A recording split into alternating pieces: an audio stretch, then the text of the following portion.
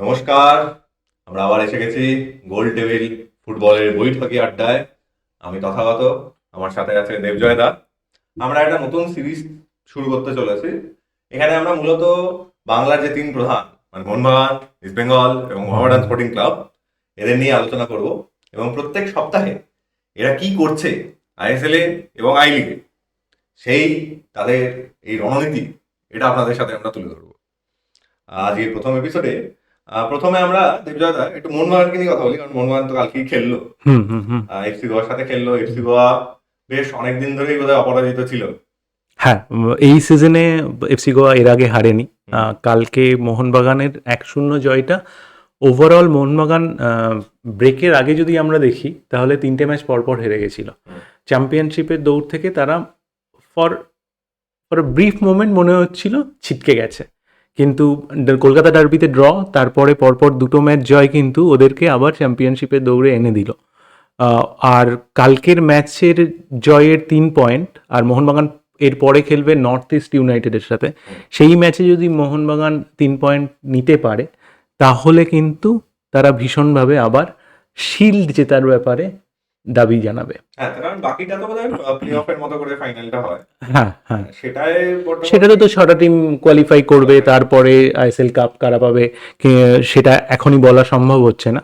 কিন্তু এই মুহূর্তে যেভাবে মোহনবাগান ঘুরে দাঁড়িয়েছে, ব্রেকের পরের কথা আমি বলছি, নতুন কোচ আসা, অনেক ইনজুরি, তারপরেও আমি বলবো মোহনবাগানের এই মুহূর্তের ফর্ম কিন্তু বেশ ভালো, আশাজনক।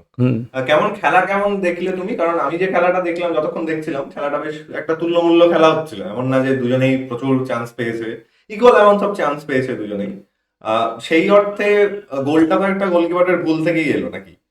হ্যাঁ, গোলকিপারের ভুল, কিন্তু ডিমির সুযোগ সন্ধানী ভূমিকারও প্রশংসা করতে হবে, কারণ ডিমি সঠিক জায়গায় ছিল সেই সময় এবং বলটা সঠিকভাবে অনেকটা দূর থেকে বলটা সঠিকভাবে প্লেস করেছে। এফসি গোয়া ভালো টিম, এফসি গোয়া এই মুহূর্তে এফসি গোয়ার ফর্ম সবচেয়ে ভালো ছিল, কিন্তু এফসি গোয়া পরপর 2টো ম্যাচে কিন্তু পয়েন্ট ড্রপ করলো। ওরা ওড়িশার সাথে ড্র করলো আর মোহনবাগানের সাথে হেরে গেল। এতেই পুরো চ্যাম্পিয়নশিপের যে টপ 5 টিম, আমরা যেটা এখন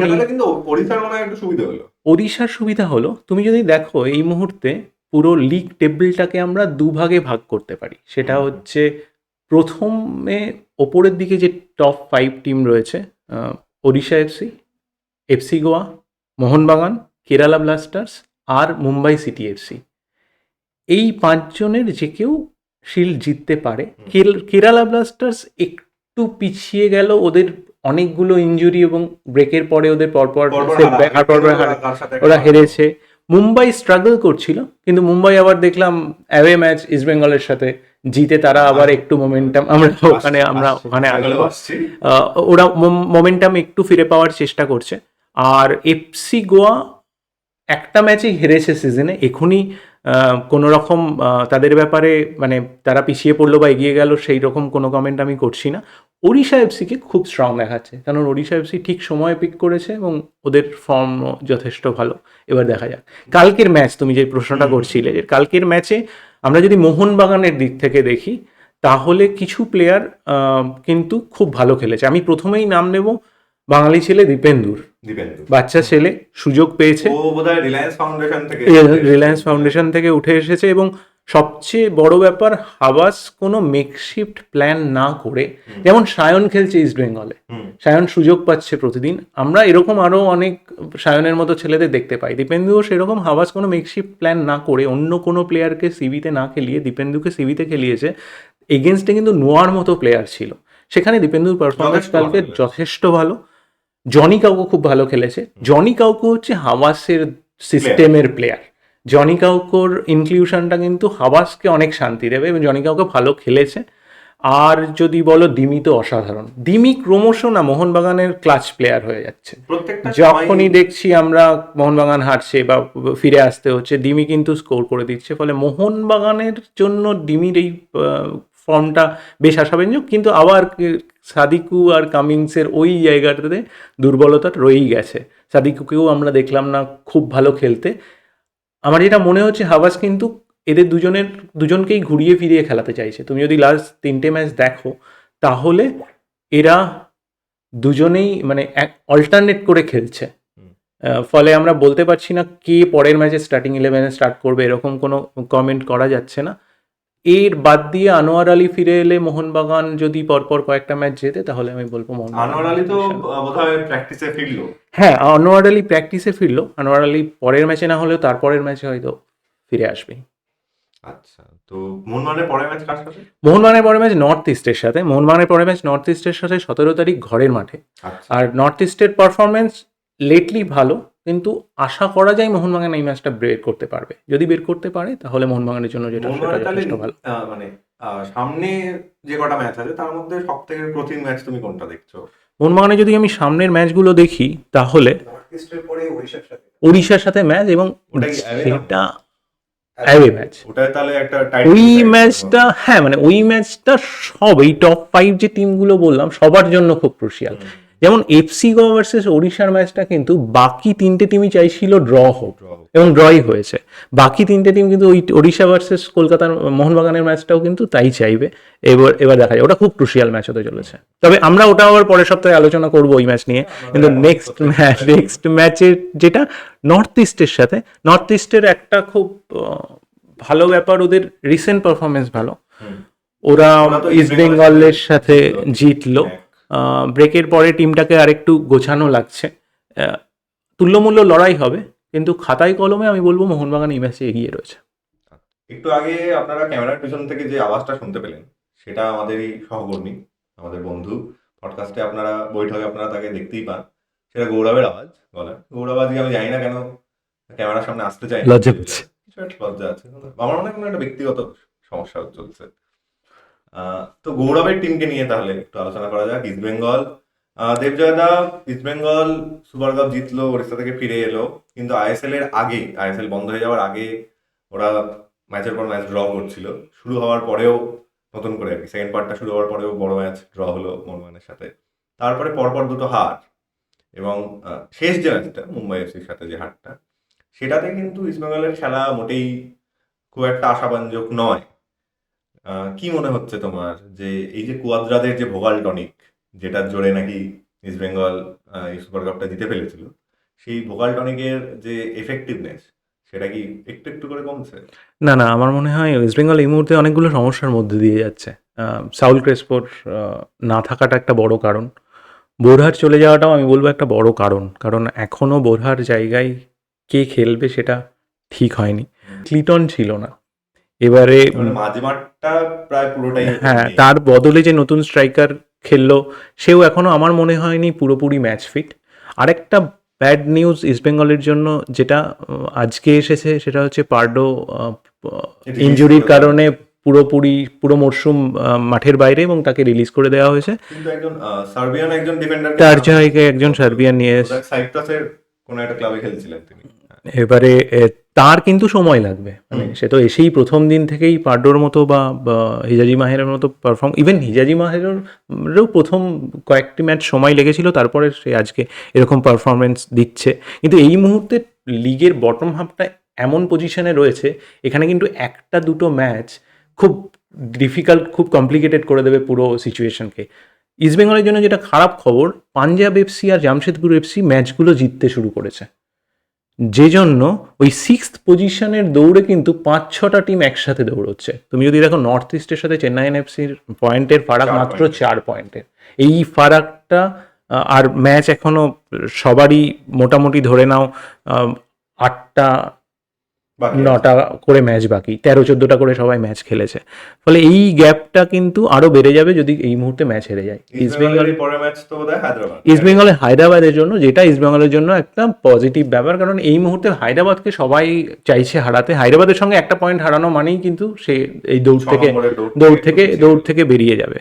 আর একটা হচ্ছে আগের ম্যাচে ইস্টবেঙ্গল নর্থ ইস্টের সঙ্গে যে ম্যাচটা হেরেছিল, সেটা তো তাও তুল্যমূল্য একটা লড়াই হয়েছিল, কিন্তু মুম্বাই সিটি এফসির সাথে কোথাও গিয়ে আমার মনে হয়েছে অগোছালো খেলা, স্ট্র্যাটেজিতেও আমার খুবই ডিফেন্সিভ মনে হয়েছে। 6th পজিশনের জন্য এরা সবাই লড়ছে, হায়দ্রাবাদ ছাড়া। হায়দ্রাবাদ তো জিততেই হবে, তারপরের দুটো ম্যাচ কিন্তু ডিসাইড করে দেবে, হারলে চলবে না।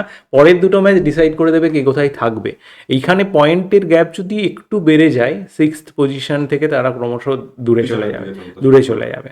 কারণ হায়দ্রাবাদ ছাড়া বাকি পুরো টেবিলকে বেশ এক্সাইটিং লাগছে এই মুহূর্তে আইএসএল এ যেখানে দাঁড়িয়েছে। এছাড়া আমরা পরের ম্যাচে কিন্তু হায়দ্রাবাদের সঙ্গে খেলা বলে ইজি হতে পারে আমরা ভাবছি, কিন্তু মহেশ আর লালচুংনুঙ্গা পরের ম্যাচে মিসিং, হ্যাঁ, পরে সেইটা আবার আর একটা সেটব্যাক। কিন্তু ক্লেটন কোথায় ফিরে আসছে? ক্লিটন ফিরে আসছে, ক্লিটন ফিরে আসছে, সেটা একটা পজিটিভ। আমার আরো অবাক লেগেছে হচ্ছে 1-0 যখন হেরে যাচ্ছে তখনও কিন্তু একেবারেই লো ব্লক ডিফেন্সিভ খেলা, হ্যাঁ, যেটা মানে একেবারেই চেষ্টা না করা গোল করার, এইটা একটু অবাক করেছে। হয়তো হাতে যা মশলা ছিল কোয়াড্রাটের তা দিয়ে যা করা সম্ভব তিনি সেটাই চেষ্টা করেছেন, আমি কোনো সমালোচনার দিকে যাচ্ছি না, কিন্তু আরেকটু অ্যাটাকিং ফুটবল আমরা এক্সপেক্ট আচ্ছা আমার একটা কথা করেছিলাম। হলো, সেটা হলো যে আমার এই কদিনের খেলা থেকে ইস্ট বেঙ্গলের যা মনে হলো, ওদের তো ডিফেন্সটা বেশ স্ট্রং। ডিফেন্সটা কিন্তু আগের দিন মুম্বাইয়ের এগেনস্টে কখনো মনে হয়নি যে অনেকগুলো গোল খেয়ে যাবে, কিন্তু তা নুঙ্গা দাঁড়িয়ে গেছে, হিজাদি মাহের দাঁড়িয়ে গেছে, নিশু কুমারও, হ্যাঁ মানে যেরকম মনে হচ্ছিল সুপার কাপে যে দুরন্ত ফর্মে আছে সেটা হয়তো নেই, কিন্তু ডিফেন্সটা বেশ স্ট্রং। তো সেইখানে এখানে আরেকটা বিদেশি, সেইটা তাকেও ডিফেন্ডার হিসেবে কেন আনা হলো? কারণ দেখো সমস্যাটা আমার আর মনে তো হয় যে ইস্ট বেঙ্গলের ক্রিয়েটিভ জায়গা। কিন্তু মানে ডিফেন্ডারের জায়গায় ডিফেন্ডার এনেছে, এখানে কোনো মানে এখানে কোনো রকম আমার মনে হয় না প্রশ্ন উঠতে পারে। লালচুংনুঙ্গার ফর্ম কিন্তু খারাপ, হুম, আমরা যদি দেখি এফসি এশিয়ান কাপ থেকে ফিরে আসার পর লালচুংনুঙ্গার ফর্ম খারাপ, ফলে সেটাও হয়তো ভাবাচ্ছে। আর অ্যাটাকিংয়ে দুজন বিদেশিকে অলরেডি সাইন করানো হয়েছে, হুম, সেখানে দাঁড়িয়ে আমার মনে হয় ডিফেন্ডারকেই প্রেফার করেছেন কার্লোস কোয়াড্রাট। আচ্ছা বেশ, তাহলে আমরা ইস্ট বেঙ্গলের পরে খেলা হায়দ্রাবাদের সাথে হায়দ্রাবাদের সাথে আশা করবো ইস্ট বেঙ্গল এই ম্যাচটা জিতবে। অবশ্যই। তাহলে এবার আমরা আই লিগে একটু যাই। I I league. লিগ নিয়ে তো কেউ কথাবার্তা তেমন বলতে চাই না, আমরাই বলি। আই লিগের কি অবস্থা দেবজয়দা? মহারাজ স্পোর্টিং তো জিতেই চলেছে। না, কথা মোহামেডান স্পোর্টিং খুব ভালো পজিশনে ছিল হ্যাঁ। ব্রেকের আগে অবধি, হুম। তারপরে ব্রেক থেকে ফিরেই কি হলো জানি না, রিয়েল কাশ্মীরের সাথে ওরা 3-0 হেরে গেল। হুম, এইটা কিন্তু পুরো সিজনে আমরা মোহামেডানকে এরকম খেলতে দেখিনি, 3-0 হারতে দেখিনি। আবার তারা একটু মোমেন্টাম ফিরে পেয়েছে। আমরা যদি দেখি লাস্ট ম্যাচ ওরা কালকে রাজস্থানকে 5-1 গোলে হারিয়েছে, দারুণ এটা খেলেছে। একটা হিউজ। এবং এই মুহূর্তে লিগের যা পজিশন তাতে মোহামেডান টপে রয়েছে, 5 পয়েন্টস গ্যাপ রয়েছে শ্রীনিধির সাথে। মোহামেডান আগের 2 বছরের যা মানে শেষের দিকে যা পারফরমেন্স সেগুলো যদি তারা না রিপিট করে তাহলে আমি বলবো কিন্তু এবার মোহামেডান আই লিগ জয়ের ব্যাপারে প্রধান দাবিদার, আর কেউ নেই। এরা আই লিগ জিতলে কি পরের বছর আইএসএল খেলবে? উচিত। পাঞ্জাব এফসি যেমন আগের বছর খেলেছিল, কিন্তু তারপরেও পাঞ্জাব এফসির কিছু কমপ্লিকেশন ছিল, ফাইনালি আমরা দেখলাম পাঞ্জাব এফসি এবারেও আই লিগ জিতলে আইএসএল খেলা উচিত মোহামেডানের। মোহামেডানের কি মনে হচ্ছে? মোহামেডানের পরের ম্যাচ কার সাথে দেবজয়দা? মোহামেডানের পরের ম্যাচ রয়েছে ট্রাউয়ের সাথে কল্যাণীতে। ট্রাউয়ের এবার home match, home ground Kalyani. TRAU প্রত্যেকটা ম্যাচ হেরেছে অলমোস্ট। ট্রাউয়ের অবস্থা হচ্ছে ট্রাউয়ের অবস্থা হচ্ছে হায়দ্রাবাদের মতো। ট্রাউ ওই 2টো ম্যাচ বোধহয় জিতেছে আর একটা ড্র করেছে, বাকি 10টা ম্যাচ হেরেছে। ট্রাউয়ের পরের ম্যাচটা শ্রীনিধি টেকালে, ট্রাউয়ের পরের ম্যাচটা শ্রীনিধির সাথে মোহামেডান যদি ম্যাচটা জিতে যায়, ওটা হায়দ্রাবাদে ম্যাচ হবে, তাহলে মোহামেডান অনেকটা এগিয়ে যাবে, তাহলে আর মনে হয় না কোনো সমস্যা হবে আই লিগ জেতার ব্যাপারে। বেশ একটা মজা লাগছে কিন্তু, মানে এই যে তিন প্রধান আবার একটা বছর পর একটা ন্যাশনাল না, আমি চাই মোহামেডান যত তাড়াতাড়ি সম্ভব আইএসএল এ আসুক, কারণ ওই যে আমাদের ছোটবেলার যে 3 প্রধানের গল্পটা শুনে এসেছি আমরা, তো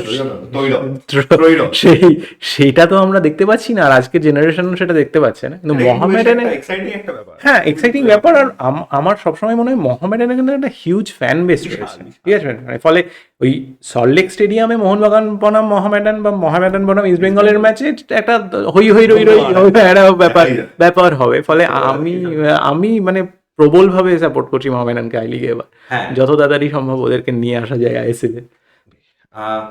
মোহামেডান ছাড়া তুমি আচ্ছা এখানে নিয়মটা কি যে আই লিগ থেকে যে জিতবে সেই খালি আইএসএল যাবে? হ্যাঁ, এখনো অবধি তাই। সেকেন্ড থার্ডের কোনো গল্প নেই। 2টো টিম হওয়ার কথা ছিল, কিন্তু মানে এখনো কোনো কিছু ফাইনাল হয়নি। 13টা হবে, তারপরের বার থেকে আইএসএল এ হয়তো, মানে পরের বার থেকে আইএসএল হয়তো রেলিগেশন স্টার্ট হবে, মানে রেলিগেশন করতে হবে, রেলিগেশন স্টার্ট করতে হবে। রেলিগেশন স্টার্ট করলে একটু সমস্যা যেতে পারে, সে আমরা দেখে নেবো তাহলে রেলিগেশন। না, হায়দ্রাবাদ এফসি হেল্প করবে। বেশ, তাহলে আজকের আলোচনা, আমরা এই ছোট্ট আলোচনা, প্রত্যেক সপ্তাহে আমরা এরকম ছোট্ট আলোচনা নিয়ে ফিরে আসবো। যদি ভালো লাগে তাহলে লাইক, শেয়ার আর সাবস্ক্রাইব করুন, আর যদি খারাপ লাগে ভুলিয়ে গালাগাল করুন কমেন্ট সেকশনে, গালাগাল করতে ভুলবেন না, আর অবশ্যই লাইক, শেয়ার, সাবস্ক্রাইব করতে ভুলবেন না। আমরা ফিরে আসবো গোল টেবিল ফুটবল বৈঠকে, পরের দিন আশা করবো গৌরব থাকবে। থাকা উচিত। ঠিক আছে, যতক্ষণ না গৌরব আসছে ততক্ষণ দেখতে থাকুন।